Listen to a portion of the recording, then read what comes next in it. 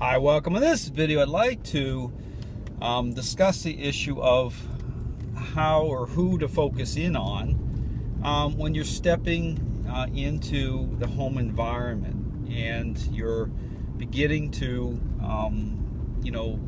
promote relational change in and through the dog owner. Now, as always, when you begin to understand how everything connects with the owner relationally, how it is that whoever, and this is the point, okay, whoever spends the most time with the dog will have the greatest influence on the relationship, either positively or negatively.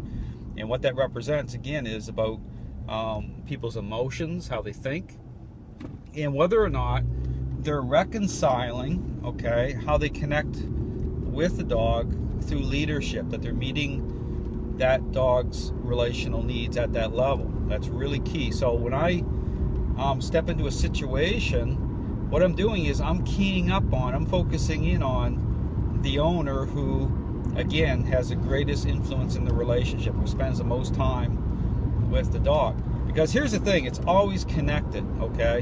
When you're experiencing behavior issues and problems, I guarantee you that dog owner is not in right relationship, okay? They are not meeting the dog's leadership needs.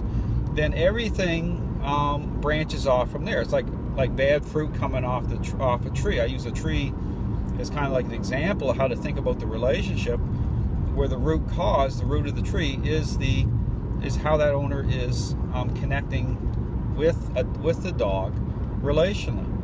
And then from there, everything branches off, okay? Look at the behavior problems with the type of fruit that's coming off the tree. If it's bad fruit, well, I guarantee you have a root problem, a relationship problem that, extends from that dog owner. So again, you really want to focus in on, that main person. And I always make kind of like the joke, okay? Because there's truth to it. When I'm doing my kind of fade-in exercise where everybody, during the session, everyone's kind of standing back a little bit and doing what I define as these random follower moments, okay, to create relational change. Again, you can kind of look at my methodology, how I kind of get into that. But it's very interesting because when people, take the dog off the leash, okay, you're stepping back to do this exercise, I joke and say, well, whoever the dog goes to first is the weak link in the relationship. And it's a funny moment because, you can see kind of the panic on their faces. No one wants to be the weak link, right? But typically the dog will go to that person who they gain control through. Okay, as the methodology is taken, it's very interesting because as things change, like the dynamic is changing, the dog knows that the relationship change is underway, okay? That dog is going to, overcompensate, okay? They try to counter what's happening, and so they'll go right to that person who they feel that they can gain back, okay, control. But again, as the method takes hold, right, as that owner, even though that dog went to that owner, as that owner is beginning to think properly, do the method, you'll see that person fade in through the exercise, and the dog will begin to step back, okay? And it's a great exercise. I really encourage people, you can do the exercise through my method, and it's really, really fantastic because you get to see a really clear picture of how a dog's mind works, okay? It's a fantastic exercise.